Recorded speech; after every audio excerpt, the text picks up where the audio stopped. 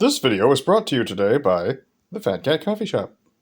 So today, or rather, yesterday, I just refretted this guitar. It's not the best fret job in the world. It's not the worst fret job in the world. But it was a fast and dirty fret job, and it needed to be done because, my God, the frets that came with this neck were terrible.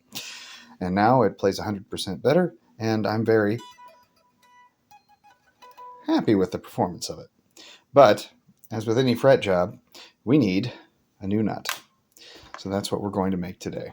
And this is a nut blank made out of buffalo horn, which will replace the plastic nut that is on this instrument. And I've done a video similar to this in the past. The plastic nut. The answer of this should be obvious, but why would I need a new nut for this? Well, these frets are taller than the previous frets. And as a result of the frets being taller, that's kind of cute. A little intrusive, but cute. As a result of the... Oh, that would be really cute.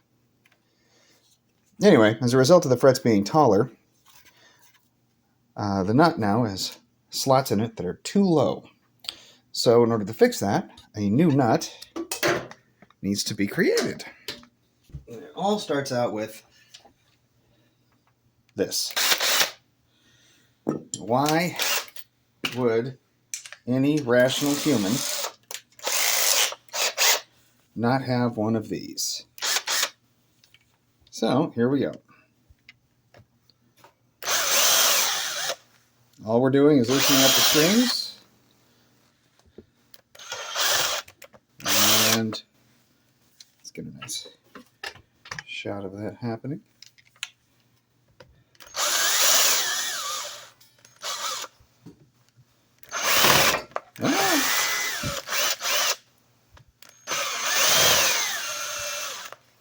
All nice and loosened up now.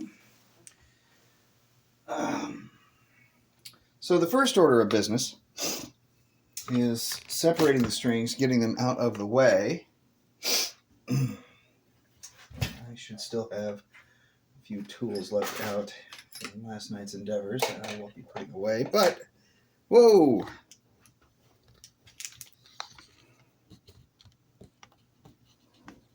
There we go. So the first order of business is to get the strings out of the way. And so they've been loosened quite a bit. And we just pull them aside like so. And we have this little guy right here we're going to place underneath. And these are really handy when you're doing any work on the instrument. And you need space to do that work. This could probably be a little tighter. Oh, yay, very nice. Now we've got to do something to pry this guy out of here because it doesn't want to voluntarily just go ahead, pick up, and leave naturally. So we have a couple of tools that we can use. One is this really nice marking knife. I wouldn't always recommend using this kind of thing. And in fact, I really don't think it's that good of an idea. I just want to kind of get underneath to try to create just a little bit of space. I want a lot, just a little. And my guess is that this plastic has been glued in and really is not going to want to come out, which is one of the reasons why I was a little hesitant to do this in the first place. And I was right, it doesn't want to come out. There are ways, of course, of making it talk. Just like data, if you torture data long enough, you can make it confess to anything.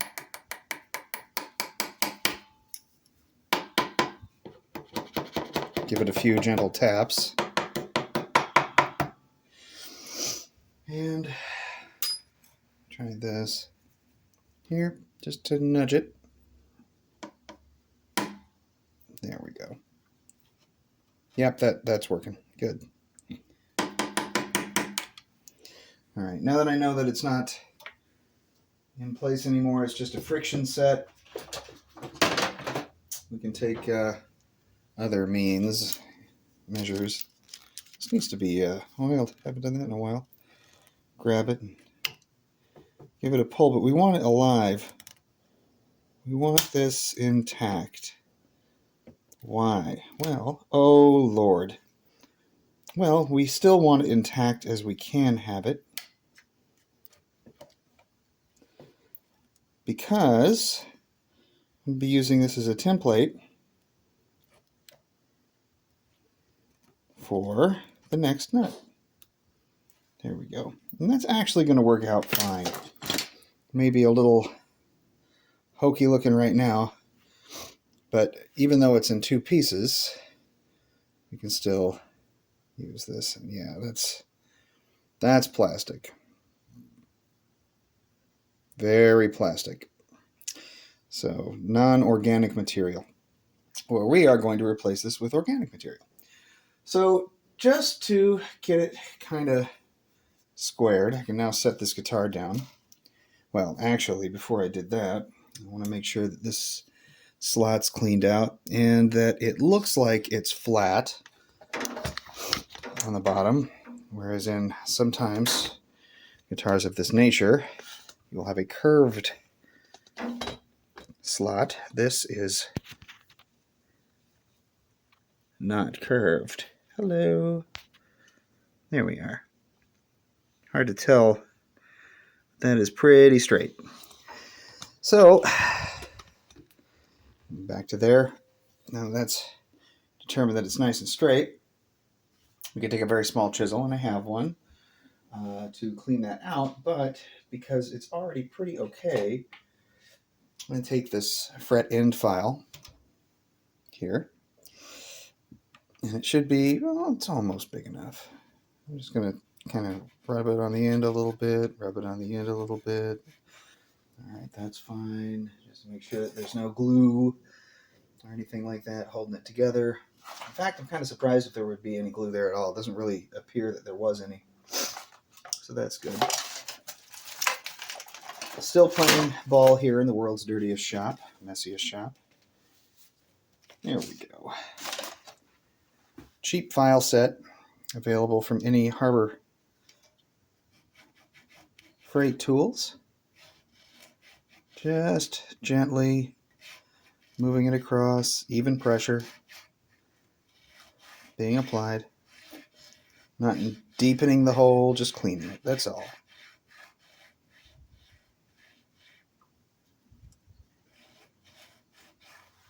So before I get going on anything else, let's set these aside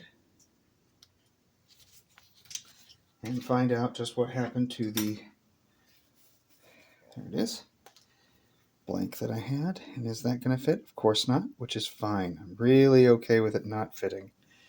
Not yet, at least. It's kind of going in. Not really. So first order of business is to thin this up so we can get a line, so we can start working on this. Set that aside and start the glue up job for that. You don't really need to glue it. Just like that. So all we need is the string spacing. We don't need any more than that. Just the string spacing. I'm going to make sure it stays the same. Now, there are other ways of doing this. That does work out pretty nicely.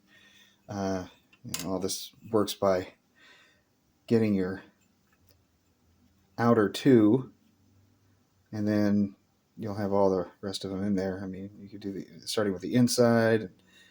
All right, that's actually, that's pretty close to right. But anyway, then you pick each slot on the insides, and we'll give you proper spacing. But I'm not going to use that today because I already have a template, and it's a physical template that we can use to go ahead and replicate. So I'm going to need a flat surface, some decently gritted sandpaper. So I have this. It's already got sandpaper on it. And we can use that to start out with, but I'm going to use a thicker grit, heavier grit, 220. And utilize this flat surface plus the 220 grit sandpaper and just take a little off of one side of this blank. The funny thing about buffalo horn is that when you're sanding it, It smells like burnt hair. Because, of course, it's made of keratin. It is effectively hair. Hair dust. Horny hair dust. You can see by that this isn't really getting it evenly.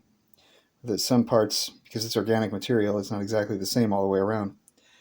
Some parts are a little thicker than others. Some parts are thinner. You can get a general idea, though.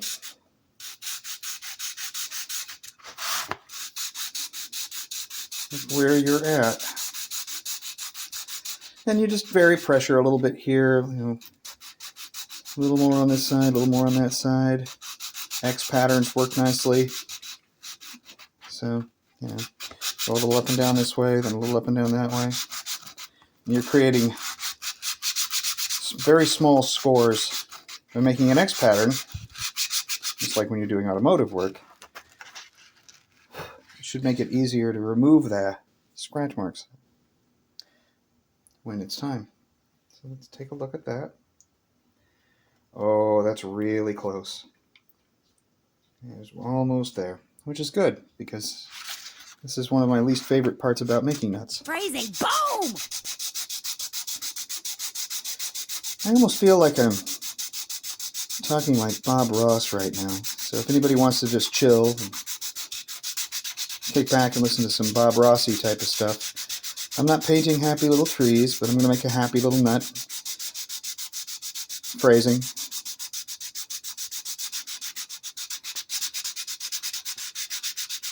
There we go. And judging by how close it was the last time, that should probably be just fine. And what we don't want to do is make it too narrow. We want to make this fit really nicely. Like that's going to go in pretty well, but it doesn't seat at the bottom yet. So we got a little more to go. And I'm going to give it a small assist.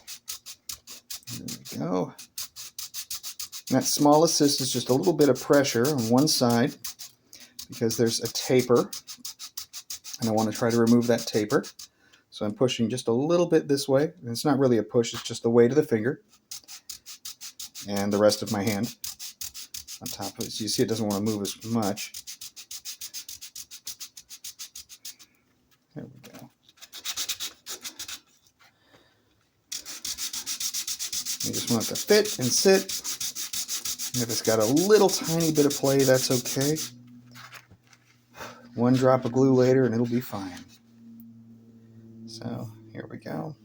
You can see the differences. That side's nice and polished. This side is very sanded. So this is also the side that's going to get the most of the work. Go in there now? No, not quite. What's the holdup, Buttercup? Should probably sand the other side flat then, just in case. I mean, we are going to polish it anyway.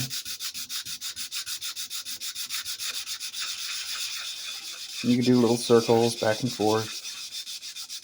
All sorts of stuff you can do.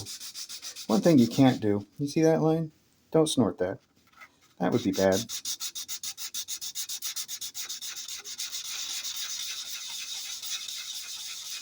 And once we get a fit, we get to make sure that the bottom end is flat, squared. These are pretty flat anyway. Get these blanks from Philadelphia Luthier Supply.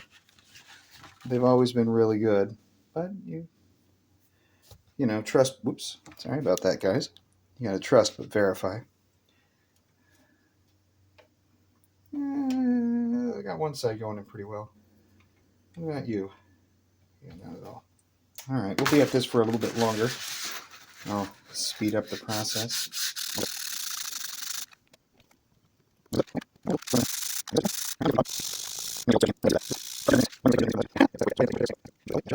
So let's take a look at what we've got. So this, as you can see, is hanging off a little bit on this side. And I've got it dead center right over here. It's nice and flush. And everything sits in very nicely.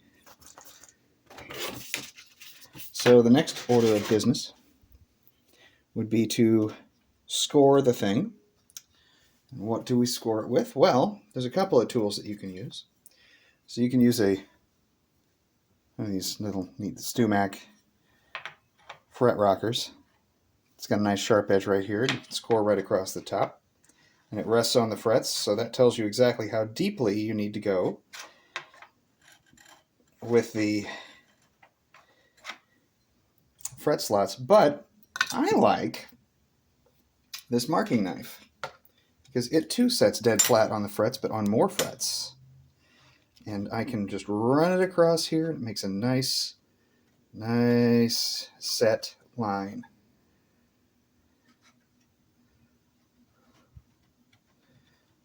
You gotta make sure you hold it as flat as you can, though. Now, once that's done, that's pretty scored in there. We're also going to score up the side.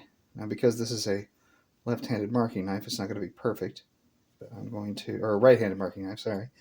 I'm going to cut up from here. Just score that. So there's a couple of different ways we can handle that part. I can cut it off. Well, that's way out. So let me go in this way.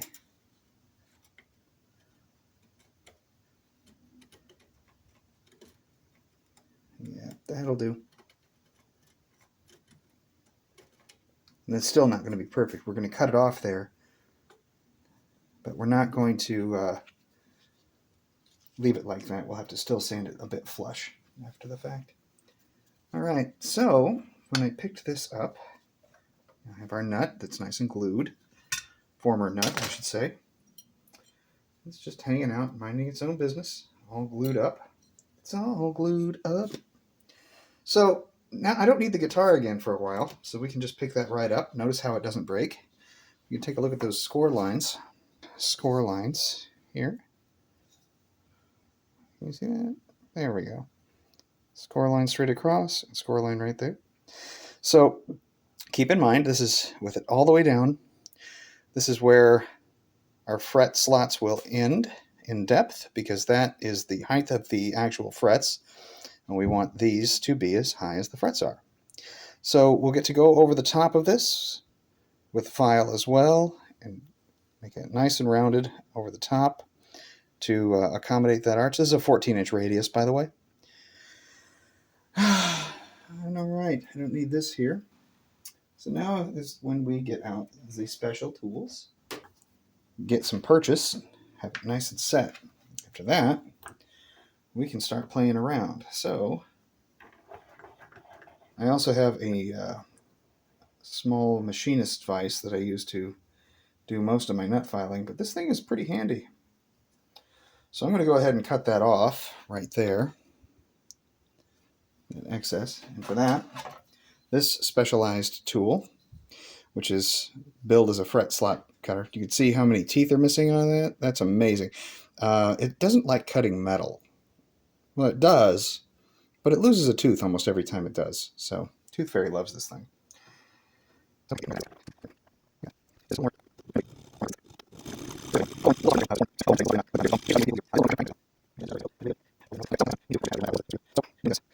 What I want to do is score the top.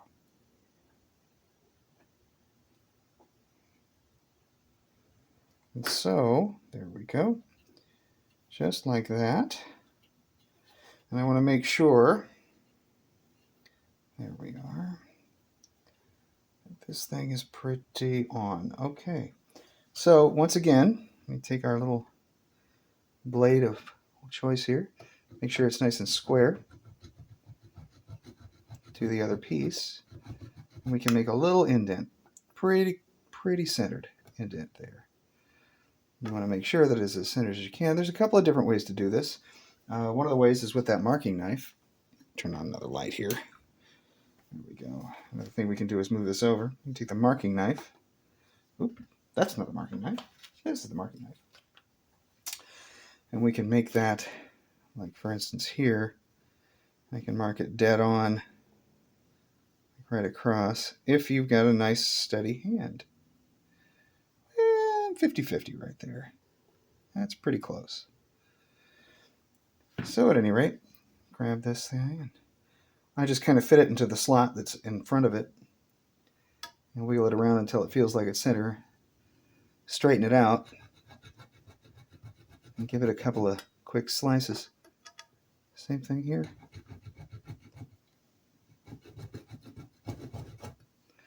Once again, we're not really cutting the slots yet, we're just scoring them.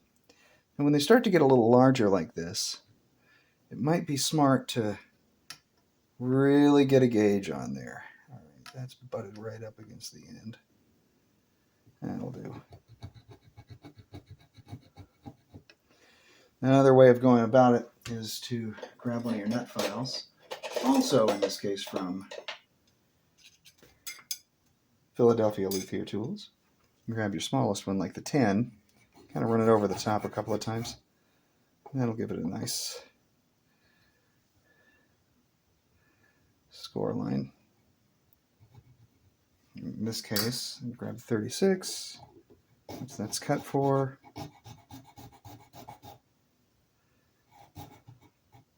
Make sure you're nice and squared on that. There we go.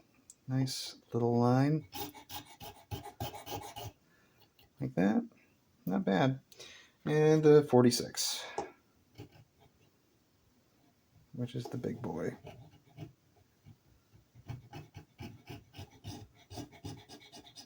So one of the things that I was saying about these is that they have a tendency of fracturing.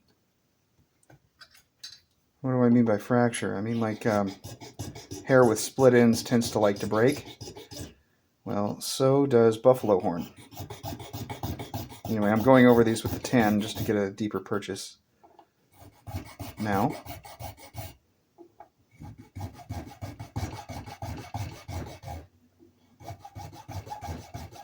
All of them get the 10 treatment.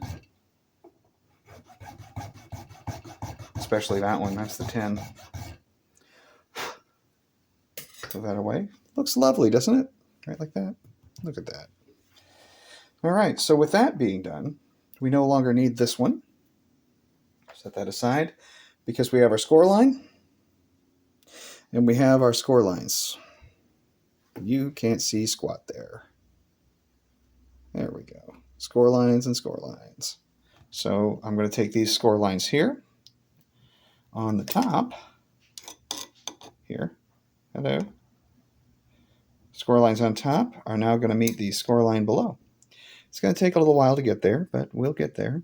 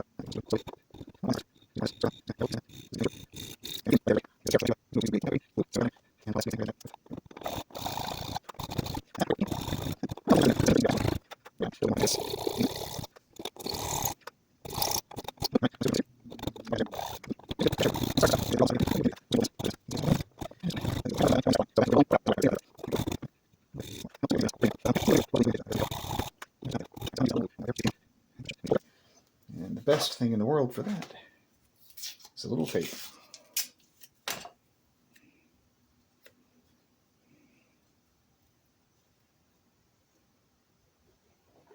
A little tape and clamping pressure. Okay, so that should be fine for now. I'm going to round this corner off just a little. I'll round it off more in a minute. But I've got glue drying to do.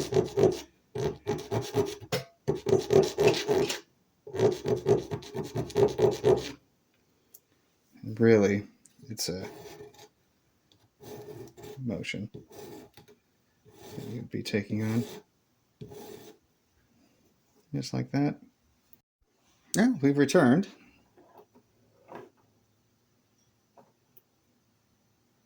There we go. All right, so let's bring back that flat surface, because that part is finished.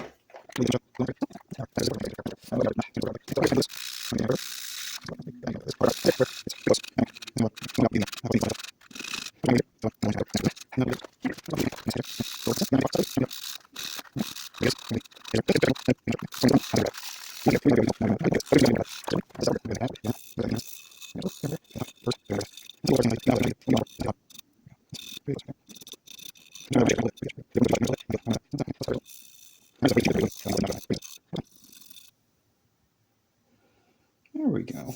Looking pretty good.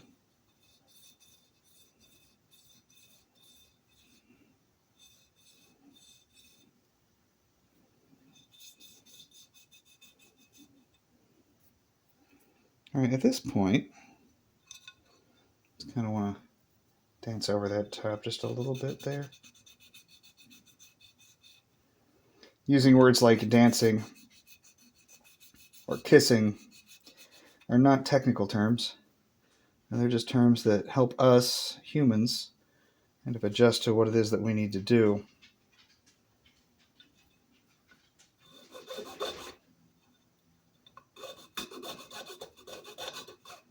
When given a task and we're not exactly sure how to go about it sometimes.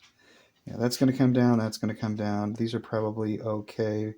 That might come down a little bit. They all might actually come down just a little. So if we wanted to be really anal about it, it's okay, you know. Take yourself some light grit sandpaper like this. This is very well used 500. I'm just kind of tease the edges on here. Don't go too much though. At this point, we're dealing with something that's got to be kind of exact, so it's real easy to overdo it. Just hit it one way and then hit it the next. Which is harder to see, so I'm just going to flip that around and do it that way.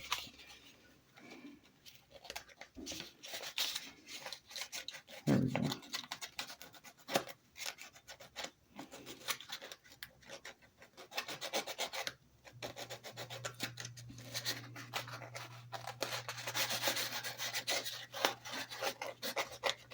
There's other ways to do this too. You can take off a little strip and turn it into a V.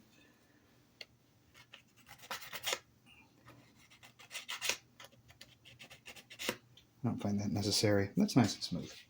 All right, so from here, you take some paste wax. Ah, there it is.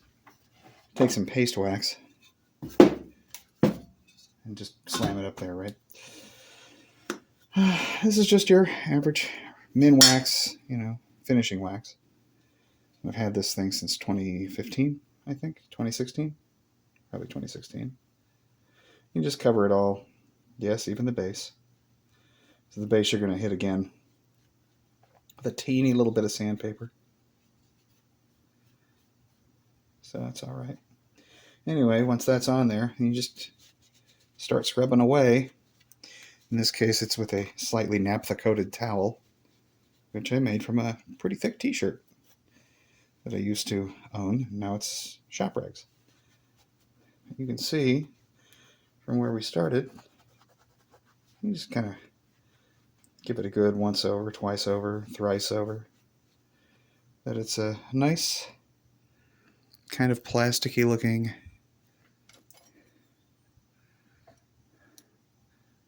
you know, no real shine to it, no real sheen. Just not comely or anything like that. It's just, and definitely not ugly. It's just this nice looking little nut. So I think I'm going to call this episode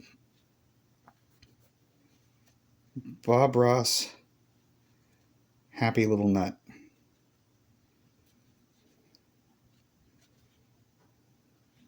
Not bad. There's a little tiny break right there. I'm not going to worry too much about that. But yeah, the horn, you'd think it would be a tougher material, but it's really not. It's very brittle. Of course, I suppose that largely depends on diet, but still. So one of the reasons why we're going to hit the bottom with a little tiny bit of sandpaper again is I'm going to put a tiny dab of glue in it, and this paste wax and glue, they don't really mix. In fact, they don't mix well at all. They do not make for good bedfellows. There we go. And I'm going to use 220 again. And I'm going to kick the camera.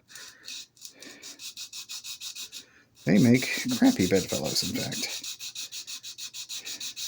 Just like that. So that will be a very nice bed for some glue.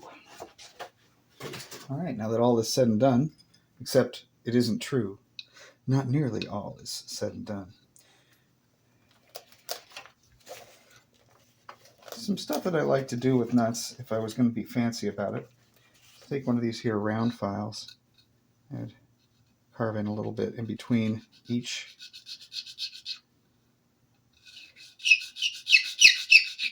That makes a real awful sound. And I would scallop in between. I've done this on a few guitars, and it's really cool. But I don't want to do that here. And yes, I know I just finished waxing it, so let's do this again.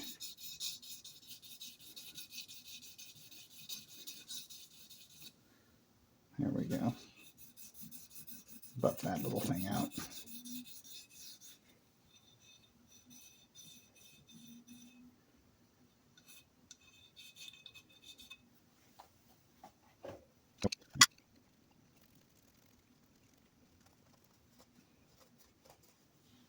There we go. Just the tiniest little scuff where I demonstrated the thing. So, okay. I'm going to keep these guys handy because that's the next step, really.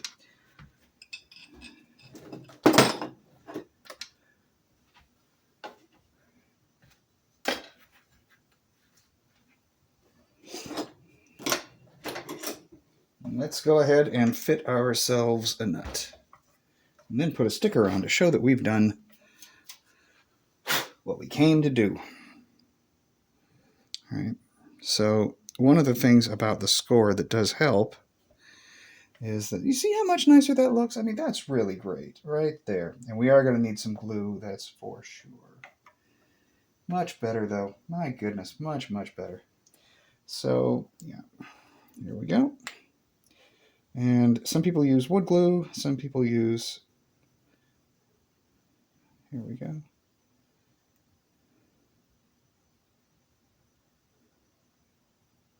Just a drop.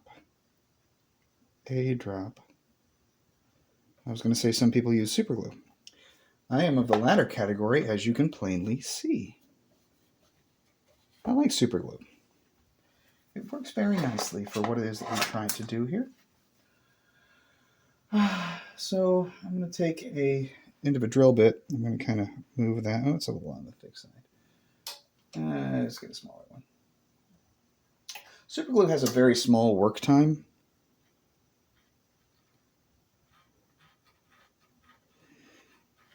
And we don't want to let it dry completely, of course.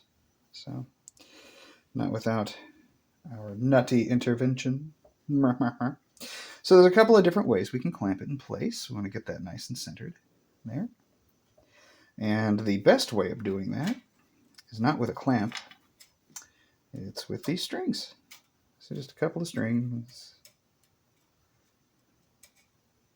And a couple of strings. And we would clamp it down with the force generated by these.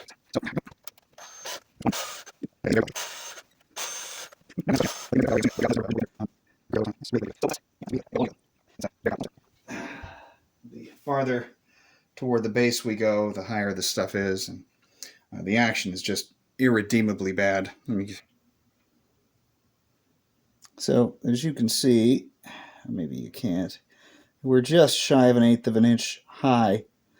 Where do I like my action? To be sitting right at the base of this at the nut. So you shouldn't be able to see the bottom end. It should look like that. And that's how much farther we have to go on that. And these are sitting about the same. We're going to talk action here. We're at about 40 thousandths of an inch. That's very high.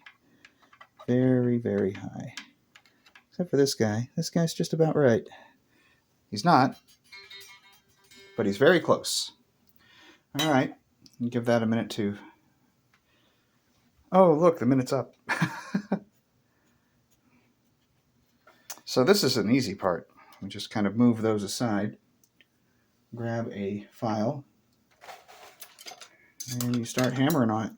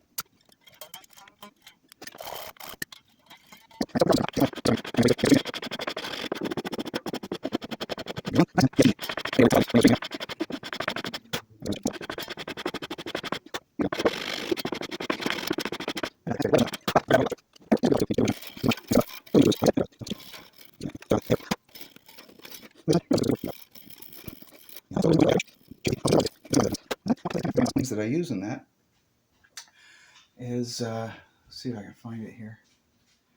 Mineral oil, which does work well.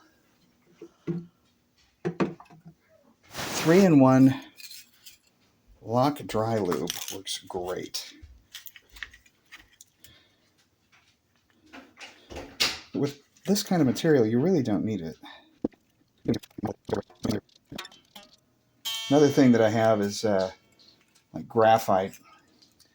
Yes, the good old pencil trick works very, very well, but you can also buy powdered graphite, and that works great. So grab some of this here cloth, touch that up a bit, toss that through here, just to kind of get rid of the problem. All right, let's give it a test drive. Nearly forgot, this video today has been sponsored by the Fat Cat Coffee Shop.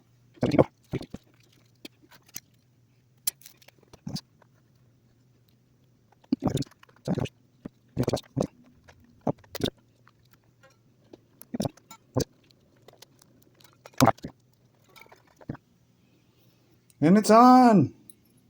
Oh, it's on. Faithful Hopper says hello.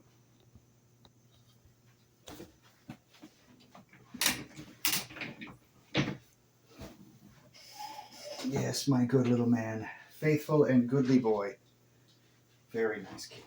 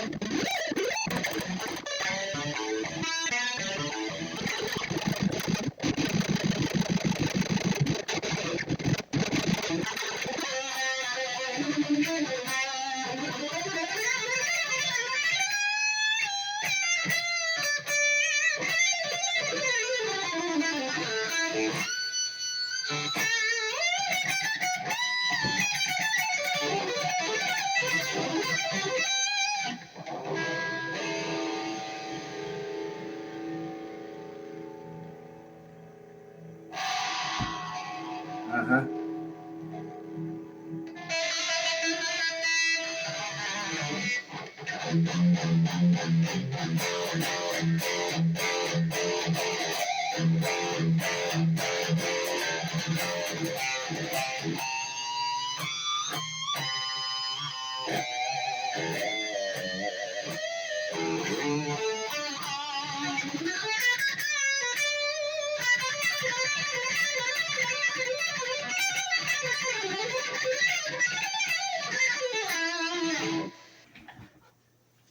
Well, everybody, thanks for coming along with the ride. however many people there were. I don't really know if what I've showed you here was instructive, or there's 1,000 other places you can get the same information, and from absolute artisans as well. Man, I just tinker, build guitars and stuff. So for me, it's not. I don't make a living off of it. Let's put it that way. I just enjoy it. So, but if you need to make one, don't be afraid. Just get in there with some files and maybe a clamp or something like that, and have yourself a good old time. There's some equipment that you need that's a little special, but most of the stuff is just you can pick it up at Harbor Freight Tools. It's no big deal. A clamp is very useful to have, though. I think the first nut I ever made, I made without a vise or a clamp. That was not easy to do. But I did have these nut files, and the nut files are helpful. Needle files will work too, as long as you have them that are kind of right, and your eye is good enough to get the specific gauges. But if you're brand new, those nut files do help out quite a bit. I think they're a little more expensive than a lot of people. You buy a nut for less than the price of those, but most of the nuts that you buy, even if they're pre-slotted, you'll need to slot them even further. Be well out there, everybody. Take care.